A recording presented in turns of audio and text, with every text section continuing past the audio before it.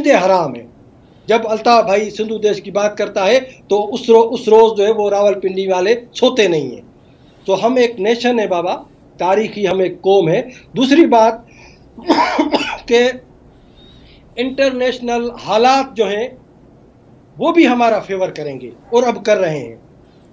जैसे चाइना का जो किरदार है, मैं इस तरह कहता हूँ आपके तवज्जुह से पूरे पाकिस्तान और सब कॉन्टिनेंट के भारत के लोगों को और पंजाबियों को मैं खुसूसन कहता हूँ कि पंजाबी नेशन का इस वक्त जो किरदार है वो सब कॉन्टिनेंट के लिए मीर जाफर वाला किरदार अदा कर रहा है, इंडिया को लेकर आ रहा है।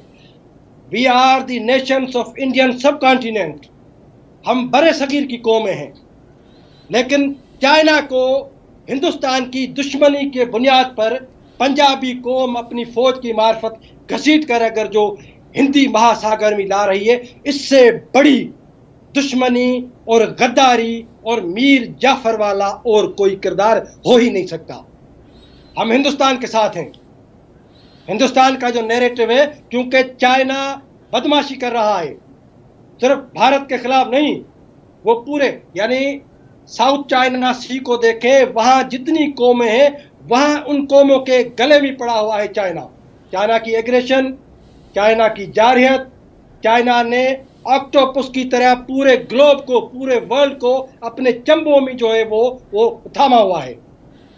तो जब चाइना इस खित्ते में, हमारे रीजन में यहाँ से गुजर कर वो अफ्रीका के उन जो है नेचुरल गैस को पर कब्जा करेगा और वहाँ पर जो क्रूड ऑयल पर कब्जा करेगा, तो ये सारी बातें दुनिया के दूसरे ममालिक को तो गवारा नहीं होंगी ना।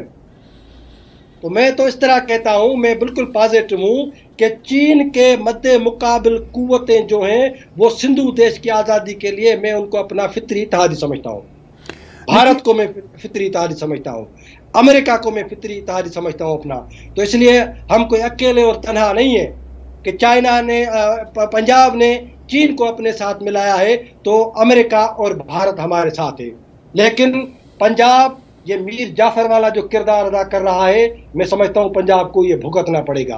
और दूसरी बात, चाइना इस वक्त पाकिस्तान से मिलकर तुर्क इस्लामी खिलाफत की बहाली के लिए तुर्की, चाइना, पाकिस्तान, ईरान और अफगानिस्तान के तालिबान ये मिलकर उस तुर्क खिलाफत को बहाल कर रहे हैं, जिससे तुर्की यूरोप को ब्लैकमेल करना चाहता है और चाइना उस इस्लामी ब्लॉक को अमेरिका के खिलाफ इस्तेमाल करना चाहता है। और पाकिस्तान इसमें जो दलाली का किरदार अदा कर रहा है, मैं समझता हूँ कि पाकिस्तान बहुत कमज़ोर है, मुआशी तौर पर, सियासी तौर पर, अखलाकी तौर पर यह एक मुकम्मल नाकाम किस्म की रियासत है, बदमाश और दहशतगर्द रियासत है, जिसको दुनिया की मुहज़्ज़ब जो कौमें हैं वो भी बर्दाश्त और कबूल नहीं करेंगी। इसीलिए हम ताकतवर हैं, पंजाब ताकतवर नहीं है। अंदरूनी तौर पर भाई के आने से हम ताकतवर हुए हैं, और रीजन में जो पंजाब जो चाइना को घसीट कर लाया है, तो चाइना की जो मद्दे मुकाबिल कुव्वतें हैं वो हमारी फितरी इत्तेहादी बनेगी। हम ताकतवर हैं और हम सिंधु देश लेकर रहेंगे। आपने कहा आप सिंधु देश लेकर रहेंगे, आपने कहा कि हाँ आप भारत भी आपके साथ है, और आप एक्चुअली ज़्यादा भारत के साथ हैं, चीन के ख़िलाफ़ विरोध करते हैं। ये सारी बातें अपनी जगह पे दुरुस्त हैं, मगर भारत के नेशनल एंथम में सिंध का नाम आता है, सिंध उनका हिस्सा है जो इस बात को जाहिर करता है। तो क्या आपकी सिंधु देश किसी इंडिपेंडेंट कंट्री के लिए है, या आप फाइनली चाहेंगे कि भारत के साथ जम हो जाएं? देखें, मैं समझता हूं कि इस बारे में मैंने पहले भी एक मर्तबा कहा था।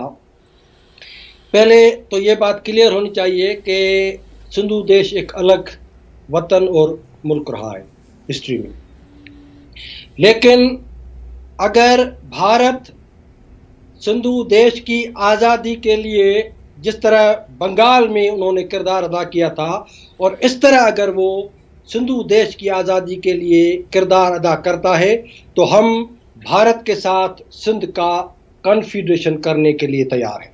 ये मैंने पहले भी कहा था कि हमें कुछ अपने जो यानी होंगे हुकूक वो हम अपने हाथों में लेंगे, लेकिन एज अ ब्रॉड हम भारत के उस यानी सब कॉन्टिनेंट के हिस्से के तौर पर हम भारत में कॉन्फेडरेशन तो कर सकते हैं अगर भारत सिंधु देश की आज़ादी के लिए हमारी उस तरह की खुलकर जो है वो सपोर्ट करता है, तो हम इस पर सोचेंगे, इससे हम डिनाई नहीं करते हैं। भारत की सतह पर आपको कितना इम्कान है कि इनकी मदद आपको मिल सकेगी?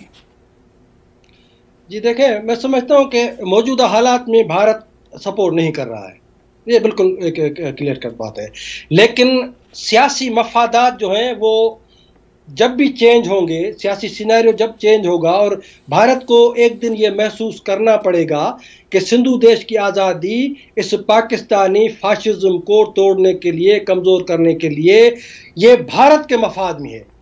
क्योंकि अगर तुर्क खिलाफत बहाल करते हैं ये मिलकर, और पाकिस्तान, ईरान, तुर्की, अफ़गानिस्तान मिलकर, तो ये बाबा इस्लामी जो खिलाफत होगी ये किसके खिलाफ होगी? पूरी हमारी रीजन, पूरी दुनिया दोबारा मैं कहता हूं कि मजहबी जो इस्लामी टेररिज्म है, जो फाशिज्म है, उसकी लहर दोबारा इस खित्ते में और पूरी दुनिया को जो है वो अपनी लपेट में लेगी।